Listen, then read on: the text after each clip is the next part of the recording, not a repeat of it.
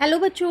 आज मैं आप लोगों को क्लास 10th की डीओई की तरफ से आप लोगों को एक मैथ्स की सपोर्ट मटेरियल की बुक मिली है। तो यहाँ लेटेस्ट एडिशन वाली वो बुक मैंने यहाँ लगा रखी है। इसमें ना हमने अपना चैप्टर नंबर 7 स्टार्ट कर रखा है, कोऑर्डिनेट ज्योमेट्री।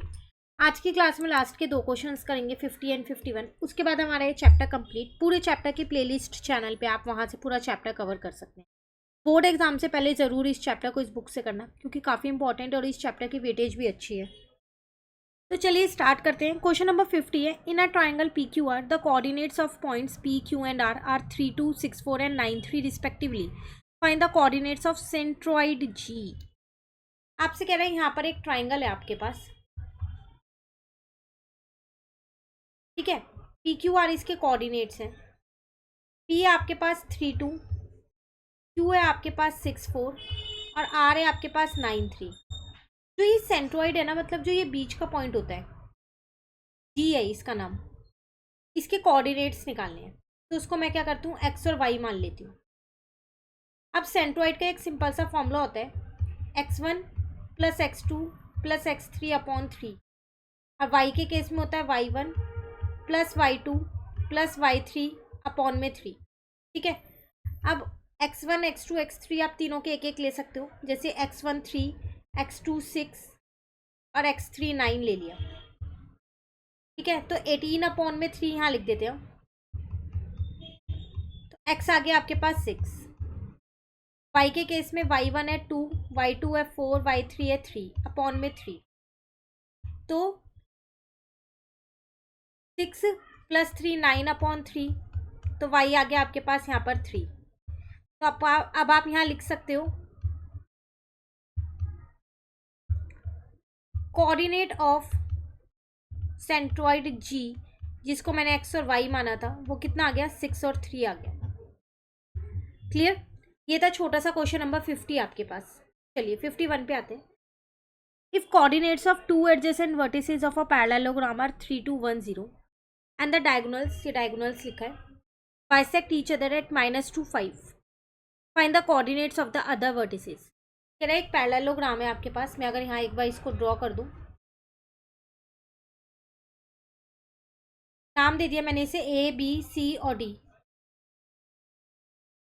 आपको ना इसके दो एडजेसेंट साइड के वर्टिसेस दे रखे हैं, कोई सी भी ले सकते हो। 3 2 1 0 तो मैंने ए के ले लिया 3 2 और इसका ले लिया 1 0। और डायगोनल्स जहाँ मीट हो रहे हैं, इंटरसेक्ट कर रहे हैं, वो -2 और 5 पे कर रहे हैं। मतलब ये ओ पॉइंट है, इसके कोऑर्डिनेट्स है -2 और 5। इसको मैंने मान लिया x1 y1, इसके कोऑर्डिनेट्स x2 y2 मान लिए। अब देखो डायगोनल्स बाइसेक्ट कर रहे हैं, तो ये मिड पॉइंट है ना। तो मैं यहाँ पर मिड पॉइंट फॉर्मूला लगा सकती हूँ। वो होता है x is equals to x1 plus x2 upon में 2 और y is equals to y1 plus y2 upon में 2, ठीक है। जैसे आपके पास यहाँ पर ये सेंट्रॉइड का फॉर्मूला था, ऐसे ही वो मिड पॉइंट का फॉर्मूला है आपके पास। अब O जो है, O is the mid point of side AC। तो फिर इसमें x की वैल्यू तो -2 है, x1 निकालना है, x2 मैंने 3 मान लिया, ठीक है। इसको ऐसा करो, फिर x2 ना मान के x3 y3 मान लो, ये कर सकते हो। और यहाँ 2 ले लो। y के केस में यहाँ 5 है, y1 मैं निकाल देती हूँ, y2 मैंने 2 है मेरे पास, ये 2 आ गया। तो माइनस का 4 is equals to x1 plus 3, minus का 4 माइनस का 3 इज इक्वल्स टू x1। तो x1 की वैल्यू आ गई माइनस का 7। 10 is equals to y1 plus का 2 हो गया। 10 minus 2 is equal to y1 हो गया। तो y1 की वैल्यू आ गई आपके पास 8। तो कोऑर्डिनेट ऑफ C यहाँ पर निकल गया मेरे पास, वो कितना आ गया, -7 और 8। ऐसे अब हम D के निकालेंगे। तो D के केस में भी BD का मिड पॉइंट जो है, बीच का पॉइंट जो है, वो O है। तो मैं यहाँ लिख सकती हूँ, O इज द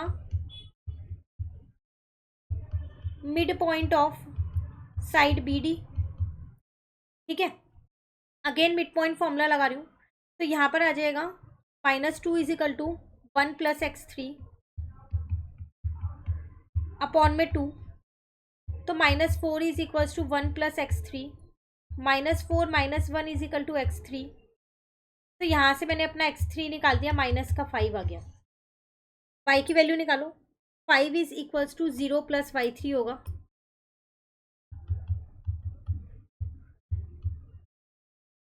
तो 0 हो गया ये तो, है ना, क्योंकि यहाँ पर ना एक्चुअल में आपको b का कोऑर्डिनेट 0 दे रखा है, इसीलिए।